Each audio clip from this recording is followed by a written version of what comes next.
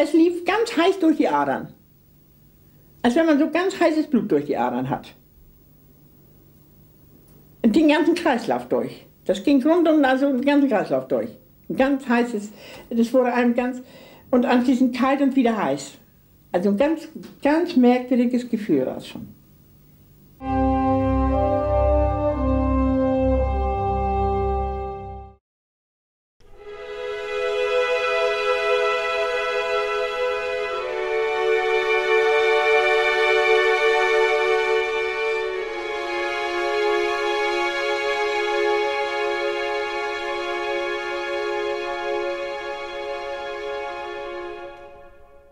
Ich habe den Vortrag vorbereitet, Geheimnisse der Wunderheilungen. Und ich wusste nicht, dass Grönig auch dort ist, dass er den Vortrag hören will. Wir kamen nach Graz und plötzlich ich habe Halsschmerzen gehabt und Fieber und konnte kaum sprechen. Ich habe überhaupt keine Stimme mehr gehabt. Ich saß mit meinem Mann im Hotel und sagte, ja, ich glaube nicht, dass ich den Vortrag halten kann.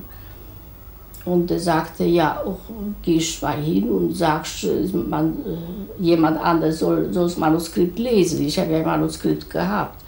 Und als ich in den Saal kam, habe ich den Bruno Grönig mit seiner Frau gesehen und habe mich gleich zu ihm gesetzt. Gleich habe ich mich wohler gefühlt als sie. Und er guckte mich so an, ganz, ganz seltsam. Da wurde ich schon aufgerufen, ich soll mal kommen aufs Podium und meinen Vortrag halten.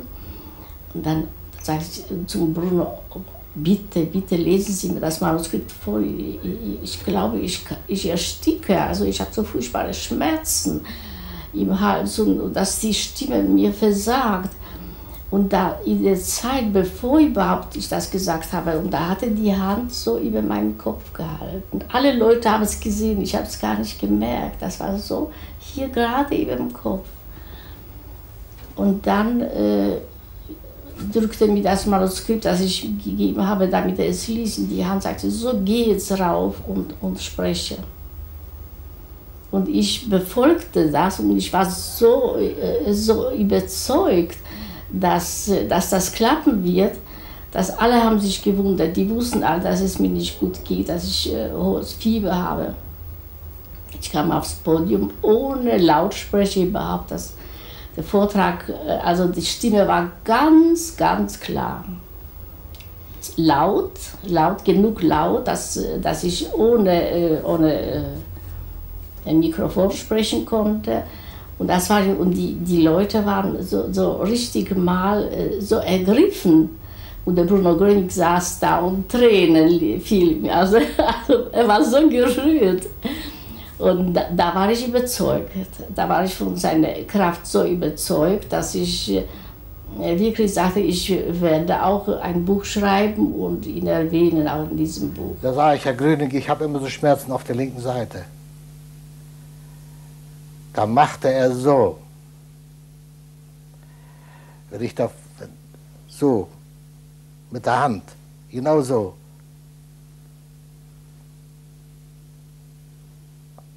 So machte er. Als wenn er sagen wollte, das reißen wir aus dem Körper raus und schmeißen es weg. Ja, das war genauso, als wenn Sie jetzt vom Ofen gehen und die Tür ist auf vom Kachelofen oder Kohleofen und der Hitzstrahl kommt Ihnen entgegen. Genau so war es. Das kann ich nicht beschreiben.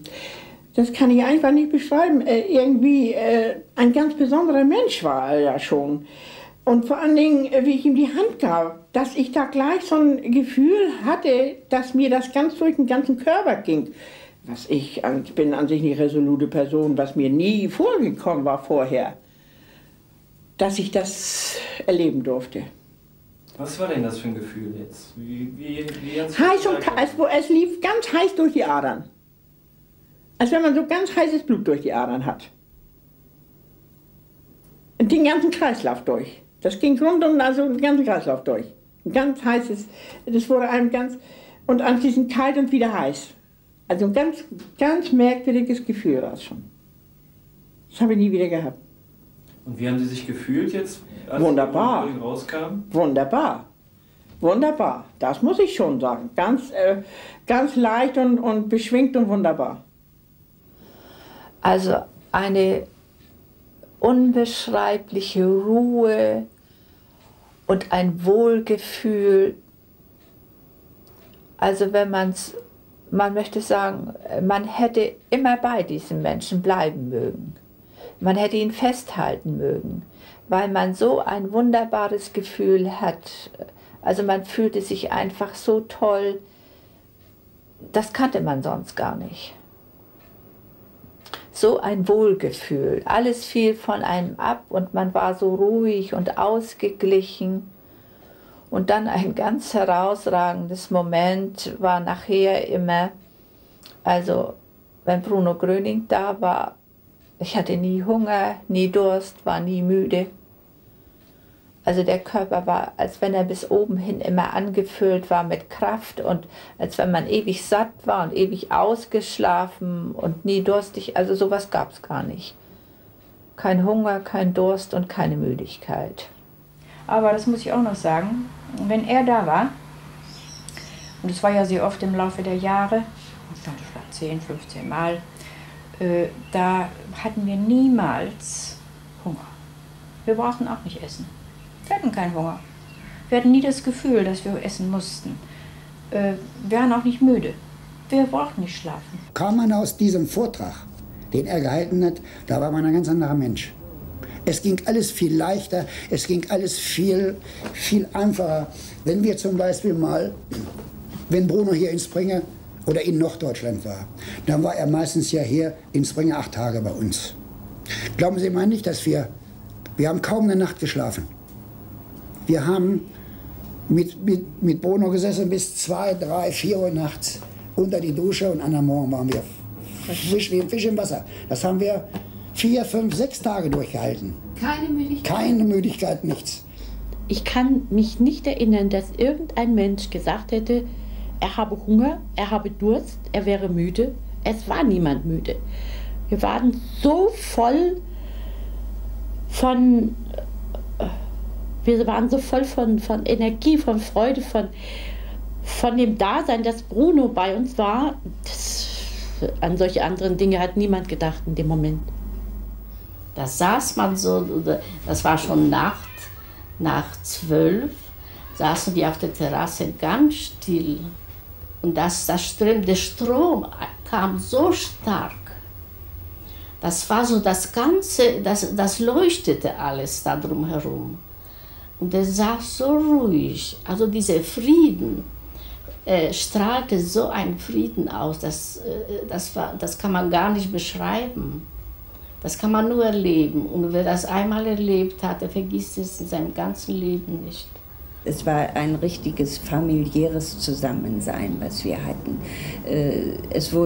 Alles wurde privat, wurde alles so gesprochen, wie man es sonst auch spricht.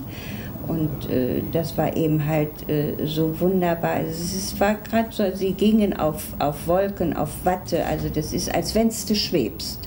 So kann man ja sagen, nicht? Und so ging es uns die ganze Zeit da unten.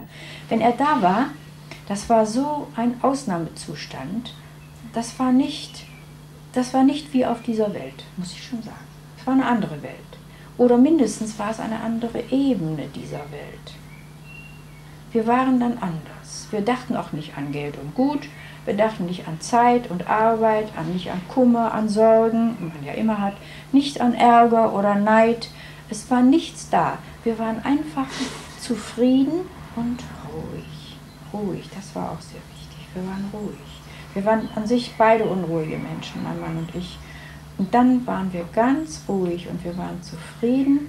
Und ich glaube, das war das Nächste, was man nach dem Glück haben kann. Ich glaube, vielleicht war das Glück. Also die Freude ist ja nicht zu beschreiben.